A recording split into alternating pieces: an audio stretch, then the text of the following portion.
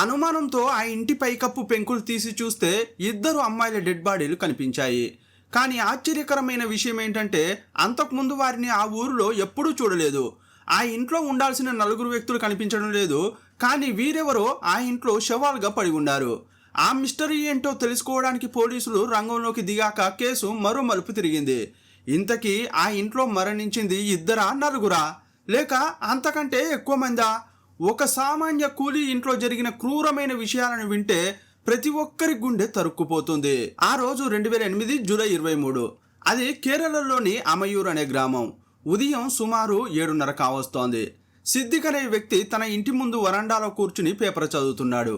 అప్పుడు సిద్దిక్ భార్య తోటల్లో నుంచి నడుచుకుంటూ కంగారుగా అతని దగ్గరకు వచ్చింది. ఆమె ముఖంలో ఆందోళన కనిపిస్తోంది. భర్త దగ్గరకు రాగానే, ఏమండి, వాళ్ళు తిరిగి వచ్చినట్లున్నారు అని అంది. సిద్దిక్ పేపర్ పక్కన పెట్టి, నిజమా అని అడిగాడు. అప్పుడు ఆమె, అవునండి, ఆ ఇంట్లో ఎవరో ఉన్నట్లున్నారు. తలుపు లోపల నుండి గడియ పెట్టి ఉంది.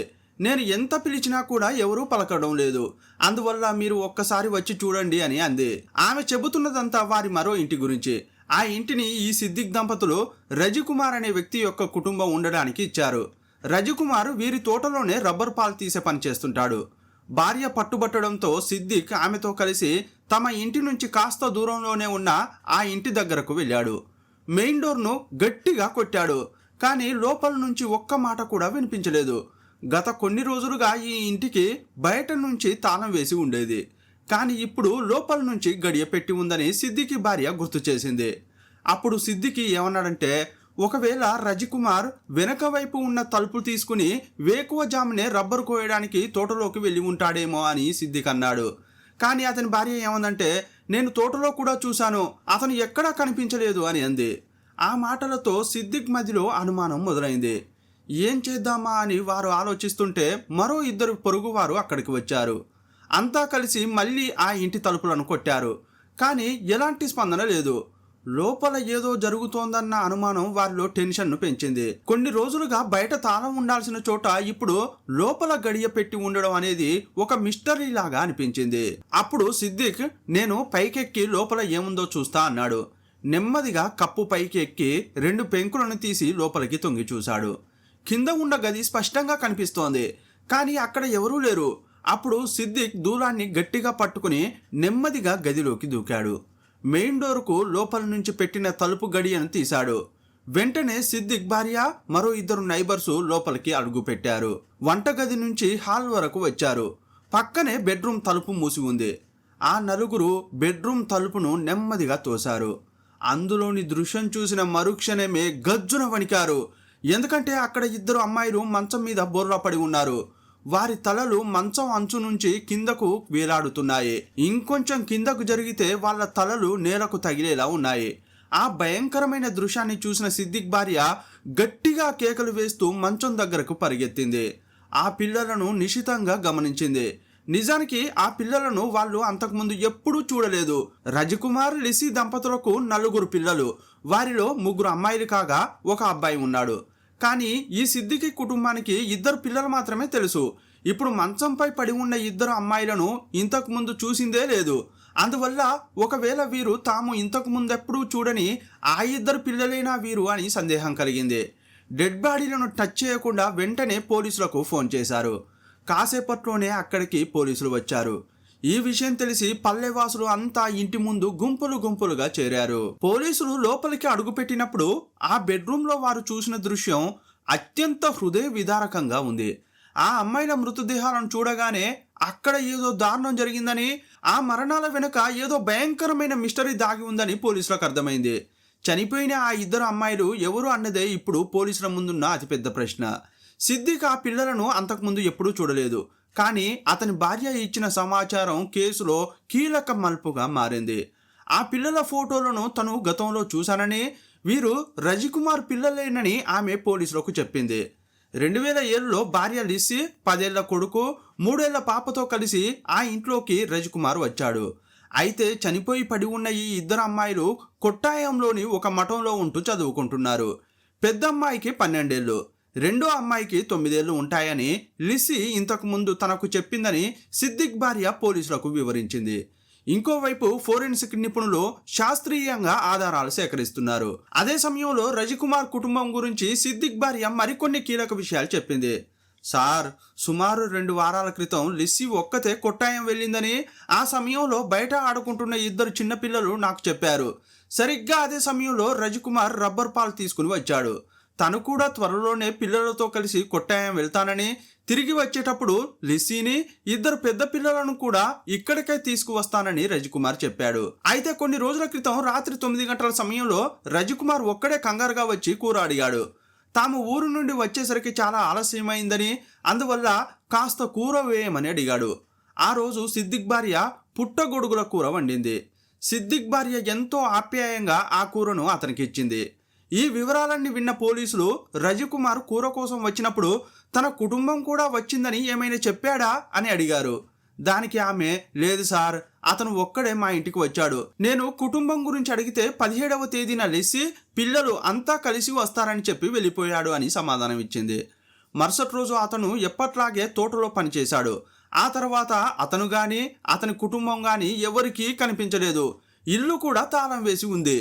కానీ ఈరోజు ఉదయం అనుకోకుండా ఇల్లు లోపల నుండి గడియ పెట్టి ఉండడం, పిలిచినా ఎవరూ పలకకపోవడంతోనే తాము అనుమానంతో తలుపులు తెరిచామని ఆమె పోలీసులకు వివరించింది. ఫోరెన్సిక్ నిపుణులు సంఘటన స్థలంలో వేలిముద్రలు, ఇతర ఆధారాలు సేకరించారు. ఆ తర్వాత మృతదేహాలను పోస్టుమార్టం కోసం పంపించారు. ఇక్కడే పోలీసులకు ఎన్నో అనుమానాలు కలిగాయి.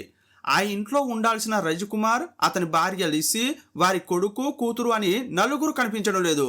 కానీ కొట్టాయంలోని మఠంలో ఉండి చదువుకోవాల్సిన 2 అమ్మాయిలు మాత్రం ఆ ఇంట్లో డెడ్ బాడీలుగా పడి ఉన్నారు. రాత్రిపూట వచ్చి పుట్టగొడుగుల కూర అడిగి తీసుకెళ్లిన రజికుమార్ ఆ తర్వాత ఎందుకు మాయమైపోయాడు? తన కుటుంబం 17వ తేదీన వస్తుందని అతను చెప్పిన మాట నిజమేనా, లేక అది పోలీసులను తప్పుదోవ పట్టించడానికి వేసిన ఎత్తుగడనా? వాస్తవానికి ఆ 4 బతికే ఉన్నారా? వారు కూడా హంతకుల చేతిలో హతమయ్యారా? కేరళ చరిత్రలోనే ఒక హృదయ విదారకమైన కేసు గురించి ఈ వీడియోలో చూద్దాం. మీరు చూస్తున్నది తెలుగు మిస్టరీ. నేను మీ ప్రభాకర్.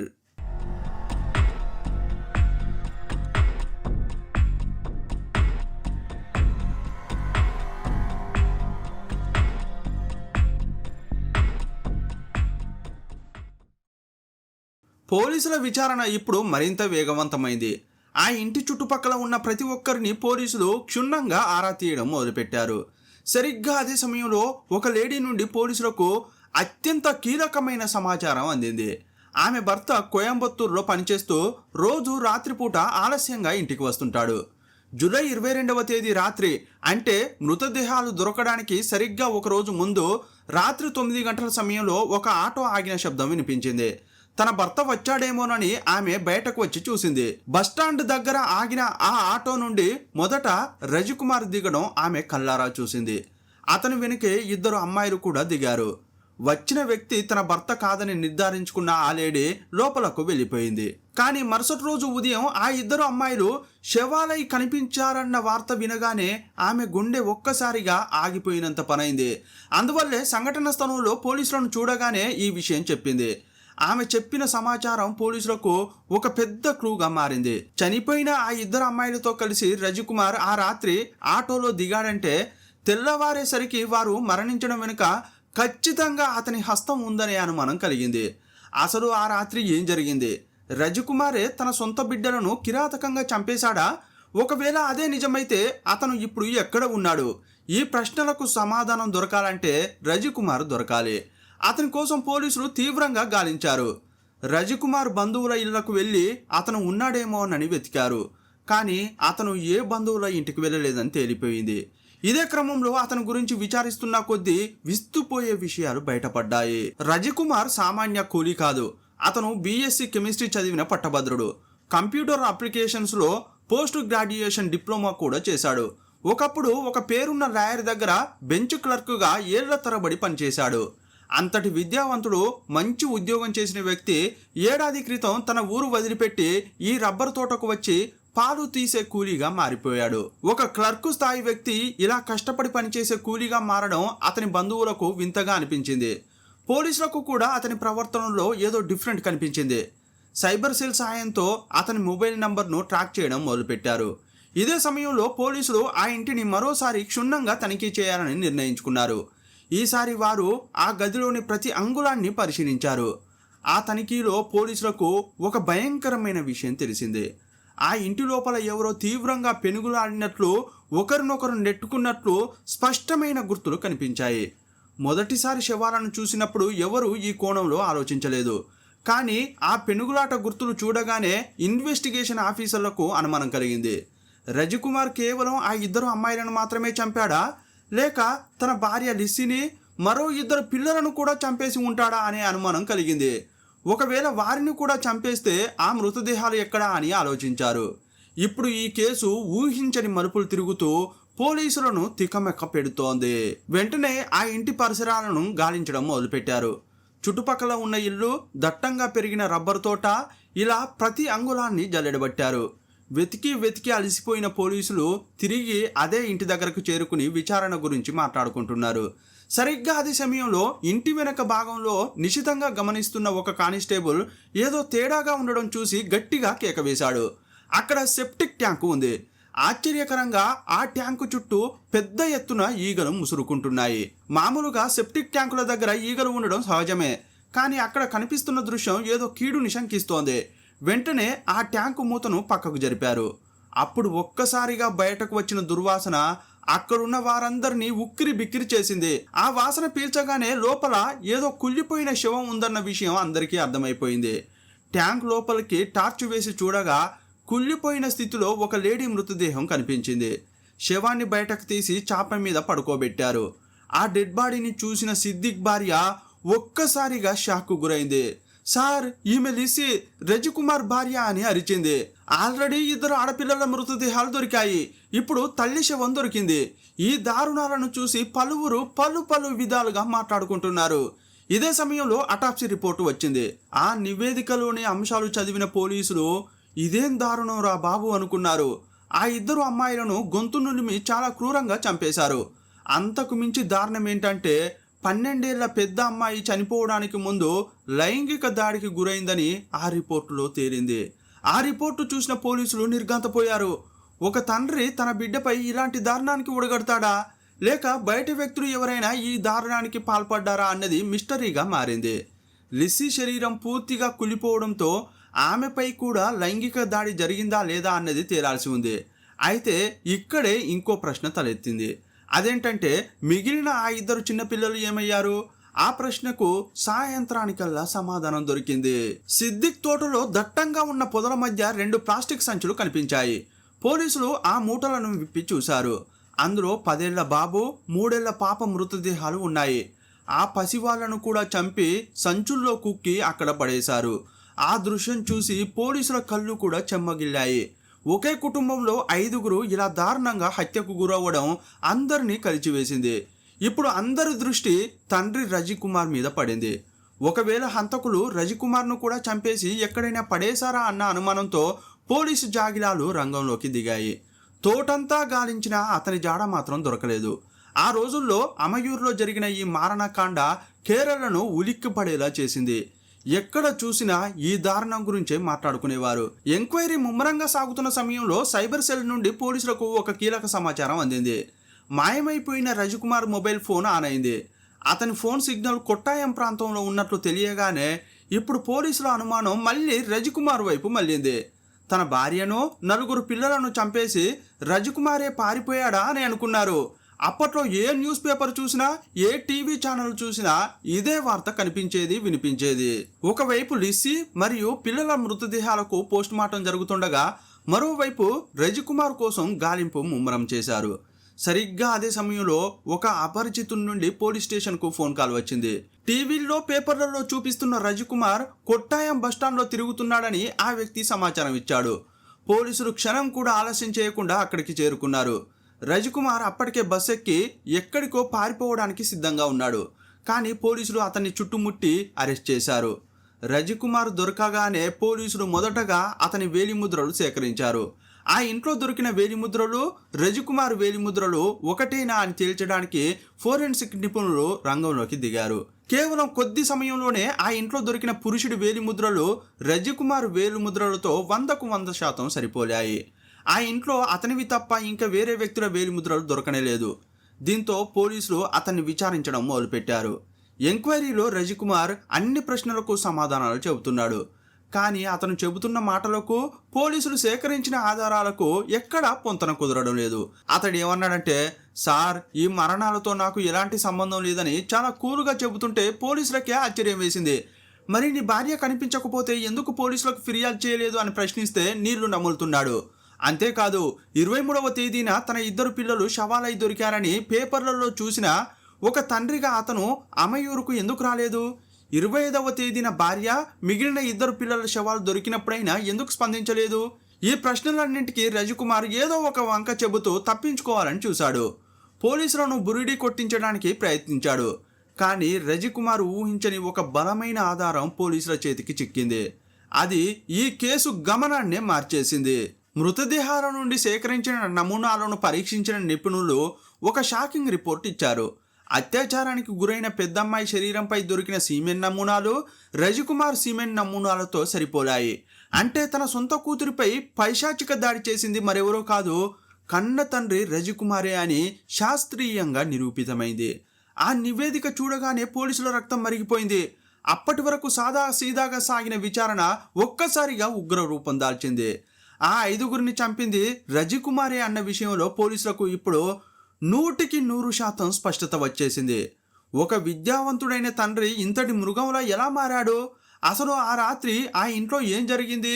రజికుమార్ నోరు విప్పితే బయటపడే ఆ భయంకరమైన నిజాల కోసం పోలీసులు ఎంతో ఆతృతగా ఎదురుచూస్తున్నారు. కానీ అతడు మాత్రం నోరు విప్పడం లేదు. అప్పుడు పోలీసులు రజికుమార్ కళ్ళల్లోకి సూటిగా చూస్తూ ఏమన్నారంటే, నువ్వు నీ భార్యను 4 పిల్లలను చంపావని మాకు అర్థమైపోయింది. అంతటితో ఆగకుండా నీ పెద్ద కూతురిపై అత్యాచారం కూడా చేశావు. ఇవన్నీ ఆధారాలతో సహా నిరూపించబడ్డాయి. ఇక దాచడానికి ఏమీ లేదు. అసలు నువ్వు ఇదంతా ఎందుకు చేశావో అది మాత్రం చెప్పు అని అన్నారు. ఆ మాట వినగానే రజికుమార్ ముఖంలో రంగులు మారాయి. ఇక తప్పించుకోలేనని అర్థం చేసుకున్న అతను తనలోని క్రూరత్వాన్ని ఒక్కొక్కటిగా బయట పెట్టడం మొదలుపెట్టాడు. రజికుమార్ జీవితం ఒకప్పుడు గౌరవంగా సాగేది. 2007 వరకు అతను ఒక లాయర్ దగ్గర క్లర్కుగా పనిచేసేవాడు. అయితే అక్కడే అతని జీవితం తలకిందులైంది. తనతో పాటు పనిచేసే ఒక లేడీతో అతనికి ఏర్పడిన అక్రమ సంబంధం గురించి భార్య లిస్సీకి తెలిసింది. దీంతో ఆ ఇంట్లో రోజు నరకం కనిపించేది. ఆమెను కలవడానికే రజికుమార్ అక్కడ పనిచేస్తున్నాడని లిస్సీ గొడవపడేది. అందువల్ల అతడు ఉద్యోగం మానేశాడు. ఆ సమయంలోనే అమయూరులోని ఒక రబ్బర్ ఎస్టేట్లో పనివాడు కావాలన్న పేపర్ ప్రకటన చూశాడు.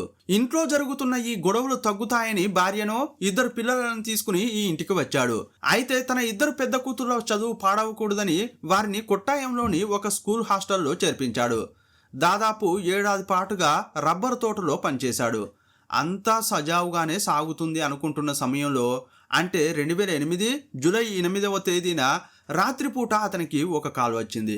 అది అతని ప్రియురాల నుంచి వచ్చిన ఫోన్ కాల్. ఆ ఫోన్ కాల్ చూడగానే లిస్సీలో మళ్ళీ కోపం కట్టలు తెంచుకుంది. ఇద్దరి మధ్య వాగ్వాదం పెరిగి పెద్ద గొడవ జరిగింది. ఆవేశంతో ఊగిపోయిన రజికుమార్ లిస్సీ గొంతును తన బలిష్టమైన చేతులతో గట్టిగా పట్టుకున్నాడు. ఆ పట్టు నుండి తప్పించుకోవడానికి లిస్సీ ప్రాణభయంతో పెనుగులాడింది. ఆ పెనుగులాటలోనే ఇంట్లోని సామాన్లన్నీ కింద పడి చెల్లాచెదురయ్యాయి. కానీ రజికుమార్ కనికరం చూపలేదు. తన పట్టును మరింత బిగించడంతో లిస్సీ కొద్దిసేపు కొట్టుకుని అతని చేతుల్లోనే ప్రాణాలు విడిచింది. లిస్సీ నిర్జీవంగా పడి ఉన్న సమయంలోనే పక్క గదిలో కొడుకు కూతురు గాఢ నిద్రలో ఉన్నారు. తల్లి ఆర్తనాదాలు ఆ పసిపిల్లలకు వినబడలేదు. కింద పడి ఉన్న భార్య శవాన్ని రజికుమార్ ఎత్తుకెళ్లి ఒక గదిలో పడుకోబెట్టి ఆ గదికి బయట నుండి తాళం వేశాడు. ఆ తాళం చెవిని తన జేబులో భద్రంగా దాచుకుని ఆ రాత్రంతా ఆ ఇంట్లోనే అటూ ఇటూ తిరుగుతూ గడిపాడు. తెల్లారాక నిద్రలేచిన పిల్లలు అమ్మ ఎక్కడా అని అడిగారు. రజికుమార్ ఏమాత్రం తడబడకుండా మీ అమ్మ కొట్టాయంలో ఉన్న మీ అక్కలను చూడ్డానికి వెళ్ళిందని అబద్ధం చెప్పాడు. అమాయకమైన ఆ పిల్లలు తండ్రి మాటను నమ్మారు. మరుసటి రోజు సిద్దిక్ భార్య లిస్సీ గురించి అడిగినప్పుడు కూడా ఆ పిల్లలు తండ్రి చెప్పిన మాటలనే ఆమెకు చెప్పారు. లిస్సీ శవం ఇంట్లోనే ఉంటే తాను ఏదో ఒకరోజు దొరికిపోతానని రజికుమార్ భయపడ్డాడు.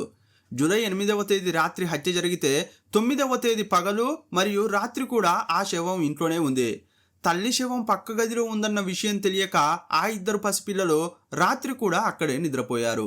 ఆ పిల్లలు గాఢ నిద్రలోకి వెళ్ళగానే రజికుమార్ మెల్లగా గది తలుపులు తీశాడు. లిసి శవాన్ని బయటకు లాక్కొచ్చాడు.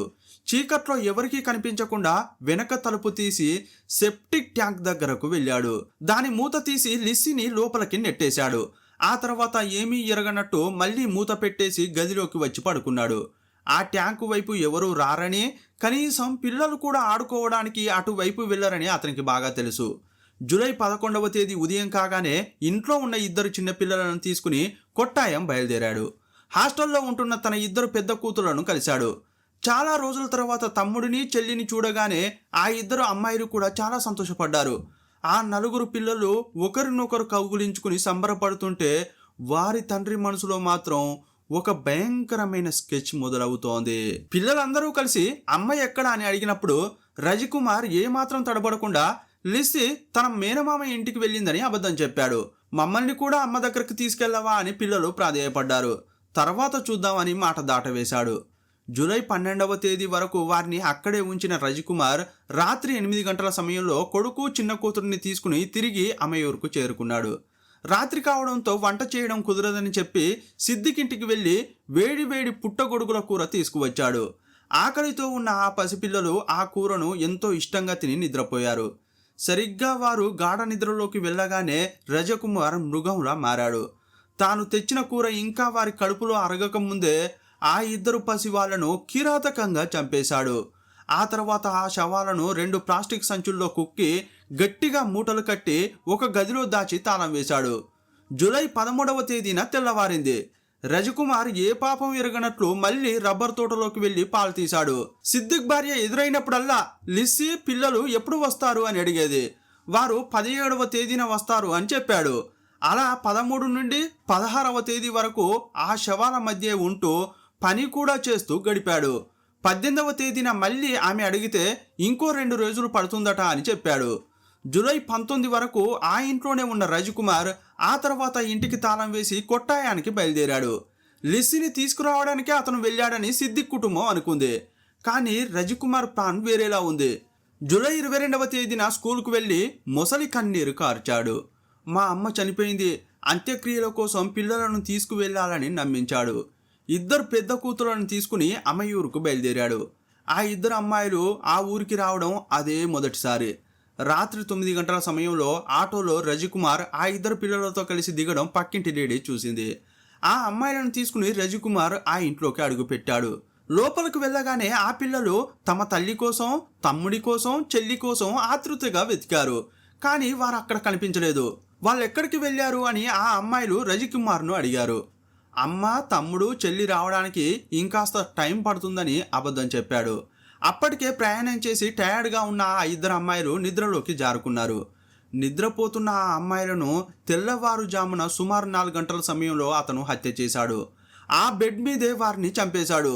ఆ 2 అమ్మాయిలను చంపిన తర్వాత ఇప్పుడు రజికుమార్ ముందు 4 శవాలు ఉన్నాయి.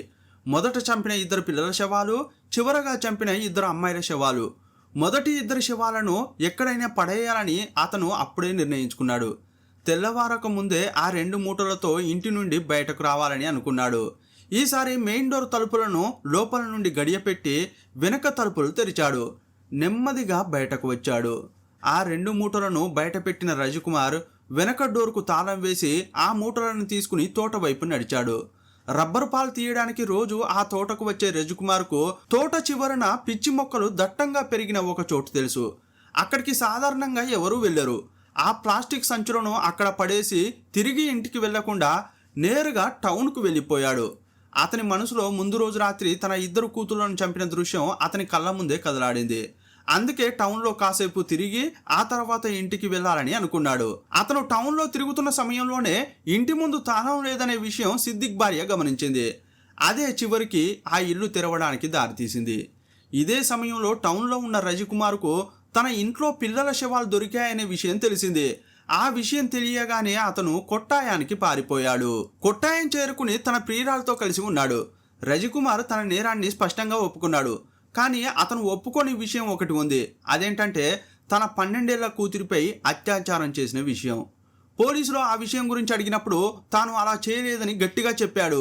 ఇదే సమయంలో ప్రియురాలిని పోలీసులు కస్టడీలోకి తీసుకున్నారు. ఆమెను విచారించినప్పుడు విస్తుపోయే విషయాలు తెలిసాయి. ఈ హత్యలు జరుగుతున్న రోజుల్లో వారిద్దరూ భార్యాభర్తల్లా కలిసి జీవిస్తున్నారనే విషయం తెలిసింది. ఇది పోలీసులను షాక్కు గురిచేసింది. సొంత భార్యను చంపి సెప్టిక్ ట్యాంక్లో దాచిపెట్టి పిల్లలను చంపుతున్న సమయంలో అతను మరో మహిళతో భార్యాభర్తల్లా గడుపుతున్నాడనే విషయం పోలీసులను ఆశ్చర్యపరిచింది. ఈ విషయాన్ని పోలీసులు అతనిపై మోపిన ఛార్జ్షీట్లో కూడా రాశారు. కోర్టులో విచారణ జరిగినప్పుడు ఈ వివరాలన్నీ బయటకు వచ్చాయి. పత్రికలు, ఛానళ్లు ఈ వార్తలను ఎప్పటికప్పుడు ప్రజలకు అందిస్తూనే ఉన్నాయి. పాలక్కాడ్ సెషన్స్ కోర్టు ఈ కేసులో ఇరువైపు వాదనలు విన్నది. చివరకు రజికుమార్కు ఉరిశిక్ష విధిస్తూ అందుకు గల కారణాలను కూడా చెప్పింది. తన కూతురుపై అత్యాచారం చేయలేదని రజికుమార్ చెబుతున్నప్పటికీ అతని సీమెన్ శాంపిల్, ఆ అమ్మాయి శరీరంపై దొరికిన సీమెన్ శాంపిల్ ఒక్కటేనని కోర్టులో నిరూపితమైంది. హత్య జరిగిన సమయంలో అతని మొబైల్ ఫోన్ టవర్ లొకేషన్ అమయూర్లోనే ఉందని కూడా రుజువైంది. అమయూర్లో చనిపోయిన ఆ పిల్లల కడుపులో ఉన్న పుట్టగొడుగుల కూర, సిద్దిక్ భార్య ఇచ్చిన కూర ఒక్కటేనని కూడా నిరూపించారు. అతని ప్రియురాలతో సహా అందరి సాక్ష్యాలు కూడా అతనికి వ్యతిరేకంగా ఉన్నాయి. 2009 సెప్టెంబర్ 14న అతనిపై ఉన్న అన్ని నేరాలు నిరూపించబడ్డాయని చెబుతూ కోర్టు అతనికి ఉరిశిక్ష విధించింది. 5 క్రూరమైన హత్యలు చేసినందుకు సెప్టెంబర్ 15న సెషన్స్ జడ్జి ఉరిశిక్ష విధిస్తూనే అత్యాచారం చేసినందుకు 10 ఏళ్ల జైలు శిక్ష, ఆధారాలు నాశనం చేసినందుకు 7 ఏళ్ల జైలు శిక్ష కూడా విధించారు. దీనిపై రజికుమార్ అప్పీలుకు వెళ్ళాడు. 2014లో హైకోర్టు ఆ అప్పీలును కొట్టేసి ఉరిశిక్షను ఖరారు చేసింది. ఆ తర్వాత రజికుమార్ సుప్రీంకోర్టులో దరఖాస్తు చేసుకున్నాడు. 2023 జనవరి 13న సుప్రీంకోర్టు ఉరిశిక్షపై స్టే విధించింది. సుప్రీంకోర్టులో అప్పీలు విచారణ ముగిసే వరకు ఉరి తీయకూడదు కాబట్టి స్టే ఇచ్చారు.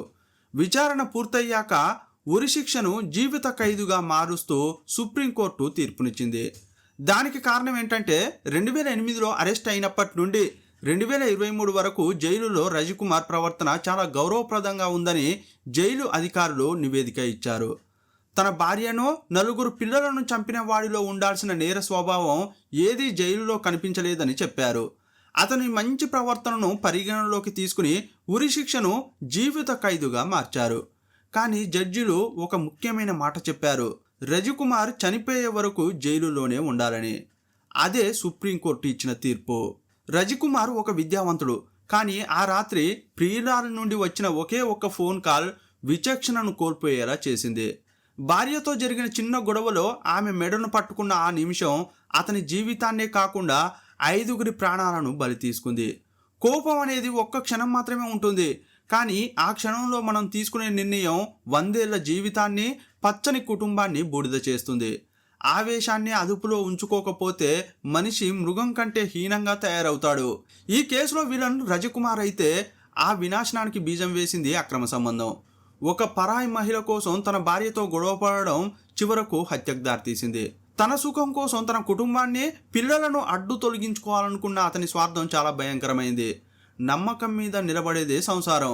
ఆ నమ్మకాన్ని వదిలి అక్రమదారుల్లో వెళ్తే అది కేవలం ఆ వ్యక్తిని మాత్రమే కాదు, అతన్ని నమ్ముకున్న వారిని కూడా సమాధి చేస్తుంది. రజికుమార్ గొప్పగా చదువుకున్నాడు, లాయర్ల దగ్గర పనిచేశాడు, చట్టం గురించి అతనికి తెలుసు. కానీ ఆ చదువు అతనికి సంస్కారాన్ని లేదా మానవత్వాన్ని నేర్పలేదు. తన సొంత కూతురిపై అత్యాచారం చేసేంత నీచానికి దిగజారాడంటే చదువు కేవలం సర్టిఫికెట్లకే పరిమితమైందని అర్థమవుతోంది. అక్షరాలు రావడం మాత్రమే చదువు కాదు, ఎదుటి వారి ప్రాణం విలువ తెలుసుకోవడమే నిజమైన చదువు. విచక్షణ లేని విద్య అనేది వ్యర్థం. ఈ కేసులో అత్యంత బాధాకరమైన విషయం ఆ 4 పిల్లల మరణం. వారి చివరి క్షణాలు ఎంత నరకంగా ఉండి ఉంటాయో ఊహించుకుంటేనే గుండె తరుక్కుపోతోంది. ఇన్నాళ్ళు ప్రేమగా చూసిన ఆ తండ్రి కళ్ళు ఒక్కసారిగా రాక్షసంగా మారినప్పుడు ఆ పసిపిల్లల హృదయాలు ఎంతలా ఘోషించాయో ఎవ్వరికీ తెలియదు. తల్లిదండ్రుల తప్పులకు, వారి మధ్య ఉండే గొడవలకు పిల్లలు బలవడం ఈ సమాజంలో ఉన్న అతిపెద్ద దౌర్భాగ్యం. పిల్లల బాధ్యతను పట్టించుకొని ఏ తల్లిదండ్రులు కూడా మనుషులే అని పిలిపించుకోవడానికి అనర్హులు. ఈ కేసు మనకు ఇచ్చే అతిపెద్ద హెచ్చరిక ఏంటంటే మన ప్రవృత్తే మన భవిష్యత్తును నిర్ణయిస్తుంది.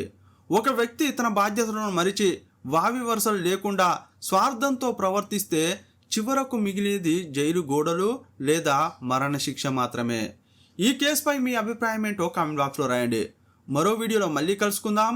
అప్పటి వరకు సెలవ్. జై హింద్.